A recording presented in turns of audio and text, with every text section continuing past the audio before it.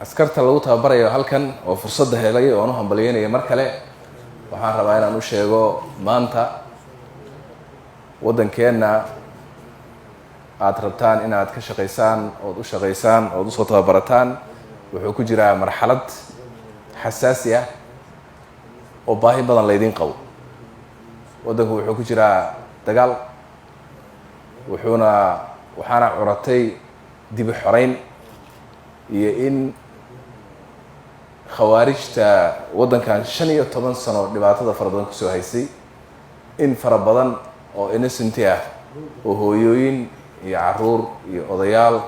iyo indheer garad intaba birmagayda dadkii la oran jiray soo baabi'iyay ayay maanta dawladda iyo shacabka Soomaaliyeed waxay goosteen oo go'aan ku gaareen in ay iska xoreeyaan. haddii muddadaas dheer ciidanka Soomaaliyeed kaligiis uu furmaha ku jiray, haddii uusan heli jirin taageero institutions kale dawladda ah, haddii uusan heli jirin taageero moral iyo mid gacmeed oo uga yimaada shacabkooda, maanta tii way isbedeshay. dawlad kulligeed wada shaqeynaysa, hay-ad kastoo ay tahay, iyo shacabkii oo dhammaantiis go'aan gaaray inuu dawladda ku garab istaago dib u xoreynta ayaad maanta haysataan. sidaa darteed intaas markii la isla helay iyo geesinimada lagu yaqaano askariga Soomaaliyeed, waad aragteen guulaha la gaaray ee degdeg ah muddo aan ka badnayn 3 bilood ilaa 4 bilood ayaa deegaano aad u waaweyn oo ay ku ilmo dhaleen muddo ayaa looga xoreeyay. haddana firxadkoodii runtii lagu daba jiraa. meelaha kale ee deegaanada kalena way ka bilaabanayaan. kuwa badan oo sharaf leh oo karaamo leh ayaa ku shahiiday oo saaxiibadiina. waxaan rajaynaynaa idinka oo soo tababartay oo physically usoo tababartay, mentally wax badan soo siyaadsaday iyo cilmi, moralina aad u dhisan oo guulo ku taagan Soomaali iyo dal ku taagan u imaanaya inaad imaan doontaan oo aad qayb xoog la ka qaadan doontaan, maadaama paramilitary aad tihiin oo la idin tababaray ama la idin tababarayo inaad police military aad noqotaan. waxaan rajaynaynaa inaad u timaadaan dalkiini oo guulaystay, isdabaraacis raba, idinkuna isdabaraaciskaas aad qayb ka noqonaysaan.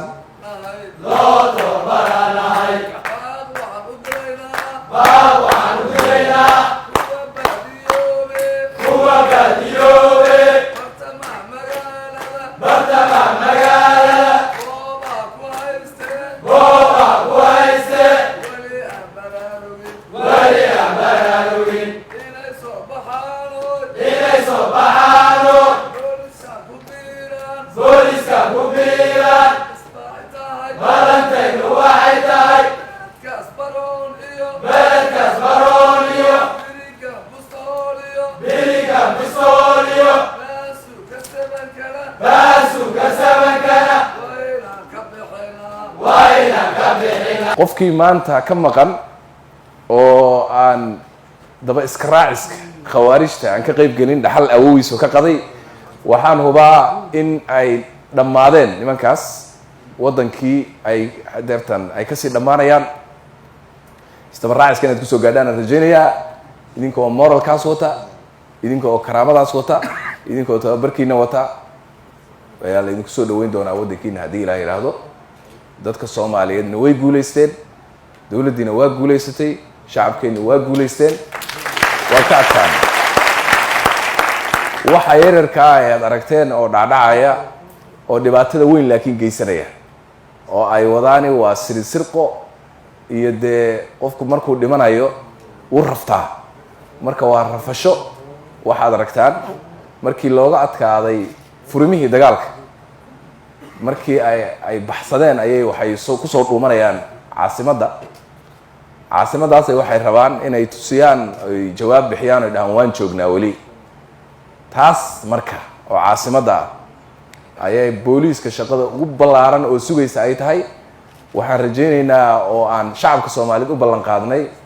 in aan soo gabagabayn doono qarax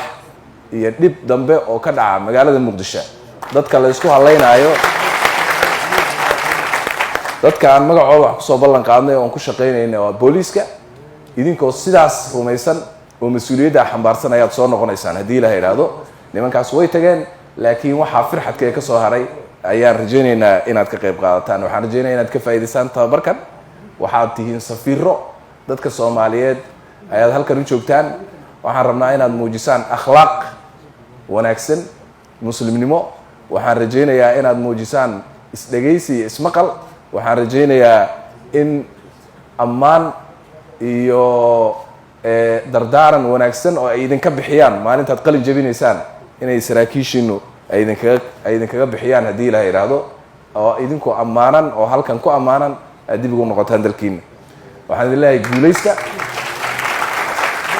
guul baan idin rajaynaynaa madaxdii iyo shacabkii iyo dawladda Soomaaliyeed oo dhanna salaam baan idinka wadnaa guul baan idin rajaynayaa waddankeena oo nabadaan rajaynaynaa inagoo barwaaqaan rajaynaynaa guul baan leeyahay reer Djibouti guul baan leeyahay dadka Soomaaliyeed guul baan leeyahay dawladda Talyaaniga iyo guud ahaan caalamkaba aad baad u mahadsantihiin